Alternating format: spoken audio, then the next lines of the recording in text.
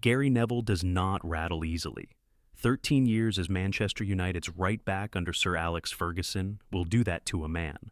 He has spent over a decade covering major tournaments as a pundit, sitting through controversy after controversy at World Cups, Champions League finals, and European championships without losing his composure on live television. That composure is part of his brand. It is what makes him credible. So, when Gary Neville lost it on live television during the 2026 World Cup group stage, the football world stopped and took notice. Working as a pundit for ITV during Qatar versus Switzerland at Levi's Stadium in San Francisco, Neville said something that no one of his profile had ever said quite so directly during a live World Cup broadcast. "It is like a dictatorship," he said. "The idea of them keeping the footage and not showing it to the fans is ridiculous."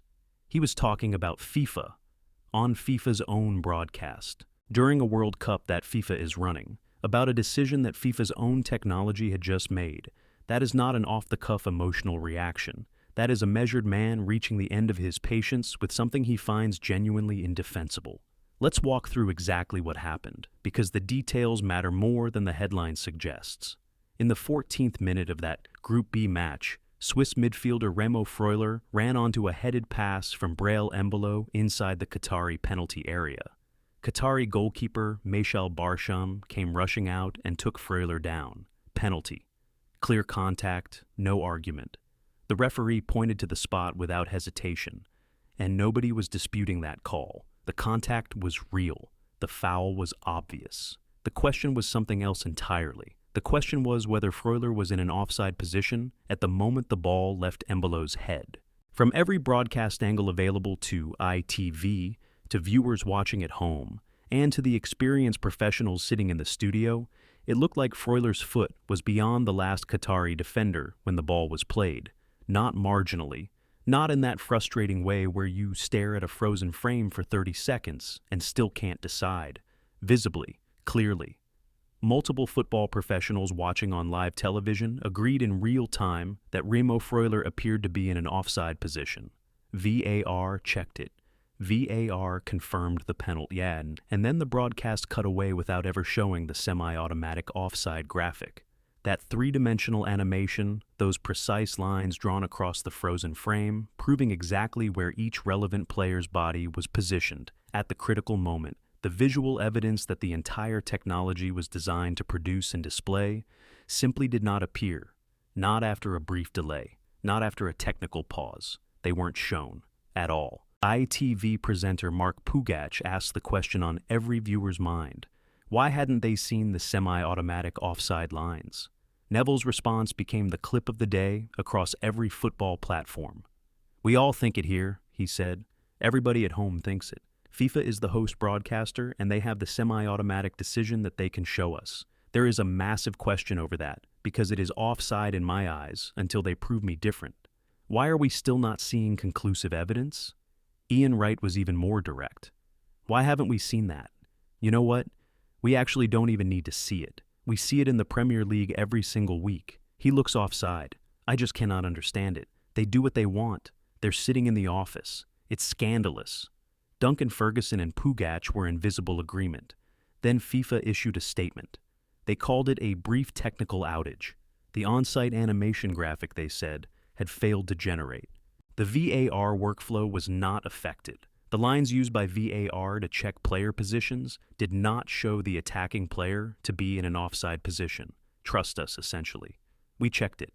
It was fine. You just cannot see the evidence because of a technical problem that occurred at the precise moment the evidence would have settled the question. In an era when every World Cup decision is supposed to be transparent, when semi-automatic offside technology was introduced specifically to provide clear, verifiable, visual proof that the technology made the right call, when the entire justification for VAR's existence at this level rests on eliminating controversy through evidence rather than assertion, FIFA told the world to simply take their word for it. The organization that controls the technology, controls the broadcast, and controls the footage asked for trust while withholding the one thing that would make trust unnecessary. Neville's word, dictatorship, was precise, not dramatic, not an exaggeration, a description of a specific dynamic. When the institution that controls the evidence also controls the decision and also controls what the public gets to see, and it chooses not to release the footage that would resolve the question, there is a word for that. It does not begin with T, and it is not transparency. But the Qatar and Switzerland match was not the only controversy from that same afternoon. Because while Neville was going to air on ITV in San Francisco, a completely separate and equally furious dispute was building in Foxborough, Massachusetts. Haiti versus Scotland, 1-0. The scoreline tells you almost nothing about the match. Haiti last played at a World Cup in 1974, 52 years in the wilderness. They qualified for this tournament against enormous odds while their country remains in a state of crisis that most Americans would struggle to fully comprehend. Their supporters, many of whom desperately wanted to watch their national team compete at a World Cup held partly in the United States, could not attend most matches because the United States government's travel restrictions from Haiti remained in place at the time of the tournament. Haiti's fans were effectively locked out of watching their own team in person. They played Scotland in a Group C opener that turned into a flashpoint for every grievance about how smaller nations are treated by football's officiating structures. Scotland won through a John McGinn deflected goal in the 28th minute. That is not the story. The story is what was not given. The most discussed moment came in the 79th minute when Haiti's Jean-Rickner Bellegarde unleashed a shot from outside the box that appeared to strike the hand of Scotland defender Grant Hanley inside the penalty area. Haitian players appealed loudly. Neither the referee, Mustafa Horbal, nor the VAR intervened. The call was waved off. The appeal was dismissed. No review was recommended. Then, deep into stoppage time, Scotland midfielder Kenny McLean received a yellow card for a high challenge on Haitian player Josue Casimir. Replays appeared to show McLean's boot-making contact above knee height. Multiple observers watching in multiple languages described the challenge as studs first into the knee area, the kind of challenge that opens a wound and requires medical attention on the pitch. The language used by match data systems was serious foul play. That is specific terminology. Serious foul play does not mean a clumsy tackle. It means a challenge that endangered an opponent's physical safety. The argument running across Spanish language, Arabic language, and English language football social media was straightforward. That challenge was a straight red card. That VAR, with its expanded powers at this tournament, which now include the ability to review violent conduct, should have intervened. It did not. Two separate penalty claims for Haiti were also discussed widely by people who watched the match carefully. Haiti's coach, Sébastien Mignet, said after the game that his team had been playing at an extremely high level. Ruben Providence's cross to Wilson Isidore at the 74th minute had nearly produced an equalizer. Haiti pushed, Haiti competed, and in the closing minutes, two Scottish players were booked for serious foul play, while the most dangerous challenge of all received only a yellow card. FIFA had not commented on the officiating as of the following day, and no formal complaint had been filed. But the conversation had taken on a life of its own, amplified by the fact that it happened on the same day as the Qatar and Switzerland incident. Two separate matches, two separate disputed decisions, one organization controlling the evidence in both cases, and in both cases, no clear visual proof offered to the public. Now, here is where this story goes beyond football. To understand why the 2026 World Cup is generating this specific kind of scrutiny, you need to understand what FIFA looks like right now as a political institution. Because the organization hosting this tournament is not simply a football governing body at this point, it has become something considerably more complicated. In December of 2025, FIFA President Gianni Infantino stood on a stage at Washington's Kennedy Center and handed Donald Trump the inaugural FIFA Peace Prize. That sentence deserves a moment to sit with you. A football organization, bound by its own statutes to remain strictly politically neutral, created a new award from scratch, gave it to a sitting president of the United States, who was also one of the three host nations of the upcoming World Cup, and did so at a glittering ceremony that generated enormous global publicity for both FIFA and the Trump administration. The human rights group FairSquare filed a formal complaint with FIFA's ethics committee within days. The complaint, reviewed by the BBC and multiple other major outlets, alleged 4 distinct violations of FIFA's neutrality obligations. It stated that bestowing an award of this nature on a currently serving political figure was, in itself, a blatant infringement of FIFA's obligation to remain neutral. It further stated that the FIFA president does not possess the authority to unilaterally determine the organization's mission, strategic objectives, policies, and values. The complaint argued that the award had been created without proper approval and that Infantino had no authority to issue it. The Norwegian Football Federation formally backed the complaint in early June of 2026. Federation President Lise Klaveness confirmed that Norway had asked FIFA's Ethics Committee to assess whether Infantino had violated the organization's statutes through the award and related actions. The complaint was lodged and the World Cup began. Then, 2 days before the tournament kicked off, former UEFA President Michel Platini filed a criminal complaint in Paris naming Infantino and 2 former FIFA officials. The complaint alleged that Infantino, FIFA's legal director Marco Villager, and head of auditing and compliance Domenico Scala had orchestrated a coordinated effort to block Platini from contesting the FIFA presidency. Platini is also pursuing FIFA for financial damages, claiming the governing body deliberately engineered a plot to prevent him from replacing Sepp Blatter. The World Cup started 48 hours later. So, this is the institutional context in which Gary Neville used the word dictatorship on live television. This is the backdrop against which Ian Wright called FIFA's behavior scandalous. This is the organization asking the world to trust that the semi-automatic offside graphic failed to generate at a technically inconvenient moment. The campaign group Reboot FIFA, launched by FairSquare just 1 week before the tournament started, described its goal as delivering the largest single complaint FIFA has ever received. The advisory board includes football activists and authors. The complaint targeting Infantino's conduct would be forwarded to FIFA's Ethics Committee after the World Cup. Before the first ball was kicked, there was already a coordinated international effort to hold FIFA's leadership accountable through its own governance structures. FIFA expanded VAR's powers significantly for this tournament. Corners are now subject to VAR review for the first time. Second yellow cards can now be reviewed. Set-piece fouls that occur immediately before the ball is played, the kind of infraction that led to years of controversy in club competitions, are now within VAR's scope. The semi-automatic offside technology, which uses up to 30 cameras shooting at twice the normal frame rate and generates three-dimensional body position graphics in near real time, was promoted ahead of the tournament as the clearest and most accurate offside detection system ever deployed at a World Cup.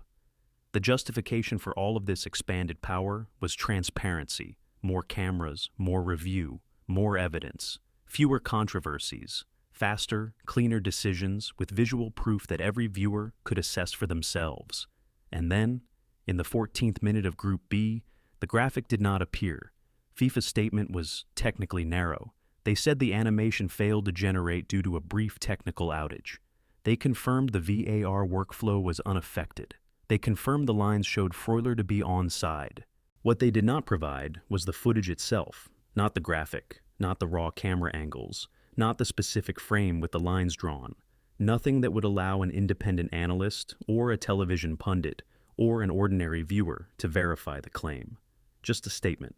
Compare that to how the Premier League handles contested VAR decisions during the regular season, where the semi-automatic lines appear on screen within seconds of the review being completed, where pundits on different broadcast networks all see the same graphic simultaneously, where the evidence is the conclusion. That system was built specifically because asking the public to trust authority without evidence had failed repeatedly. The visual proof was the point. At the 2026 World Cup, FIFA's host broadcast team chose not to air that proof, and FIFA's explanation for why it could not be shown was that a technical problem had occurred, at the one moment when it was most needed. This is not the first time VAR has generated major controversy at a World Cup. The system was introduced at the 2018 tournament in Russia and produced controversy almost immediately. By the 2022 World Cup in Qatar, there were 27 VAR interventions in the group stage alone, more than the entire 2018 tournament, and the system generated as many arguments as it settled. After Qatar, FIFA promised the expanded semi-automatic technology would resolve the core problem, the gap between what VAR decided and what viewers could see. The graphic was the bridge, and in the 14th minute in San Francisco, the bridge was missing. Haiti's situation carries its own weight that goes beyond referee decisions. They returned to the World Cup stage after a 52-year absence. Their country has been through political collapse, gang violence, and a humanitarian emergency that has made basic infrastructure unreliable and international travel genuinely dangerous for ordinary Haitians. The qualifying campaign that brought them to this tournament was, by any reasonable measure, an extraordinary achievement. Their players competed across 2 continents in front of crowds that mostly did not support them, without the kind of commercial infrastructure and federation funding that Scotland or Switzerland or Qatar could draw on. And when they finally arrived at a World Cup being held in the United States, a country with one of the largest Haitian diaspora communities in the world, many of their natural supporters could not get into the stadiums to watch them.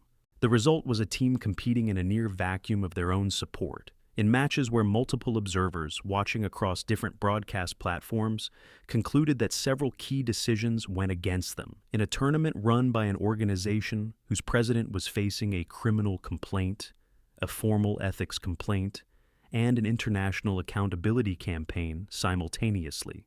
Neville's question at the end of his broadcast was the right one. Not whether you agree with the penalty.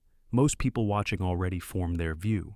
But whether FIFA should be required to release the full VAR footage for every controversial decision at this tournament. Not curated clips, not press statements, not narrowly worded assurances about workflow processes.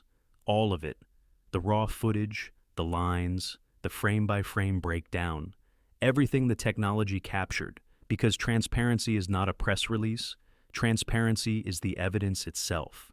The Reboot FIFA campaign, the Norwegian Federation's formal backing, the Platini criminal complaint, the FairSquare ethics submission, and Gary Neville's on-air outburst are not unrelated events. They are different expressions of the same underlying frustration.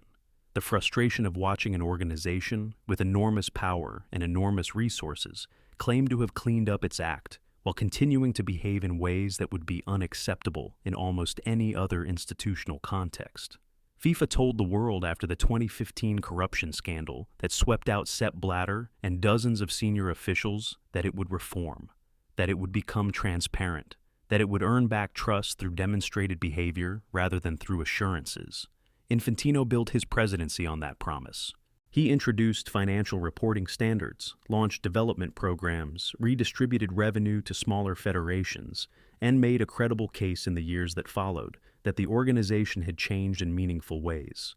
But he also presented a peace prize to a sitting president at a ceremony designed to look like an endorsement. He also presided over a broadcast in which the evidence for a pivotal World Cup decision was withheld. He also found himself named in a criminal complaint filed 2 days before his own tournament began. The question Gary Neville is really asking, the question that Reboot FIFA is really asking, the question that the Norwegian Federation's formal complaint is really asking is not about a single offside line in San Francisco. It is about something much larger. It is about whether the organization that controls the evidence, controls the broadcast, and controls the technology is actually accountable to anyone at all, or whether it simply controls everything and asks for trust in return. It is offside in Gary Neville's eyes until FIFA proves him different. A lot of people watching are starting to feel the same way.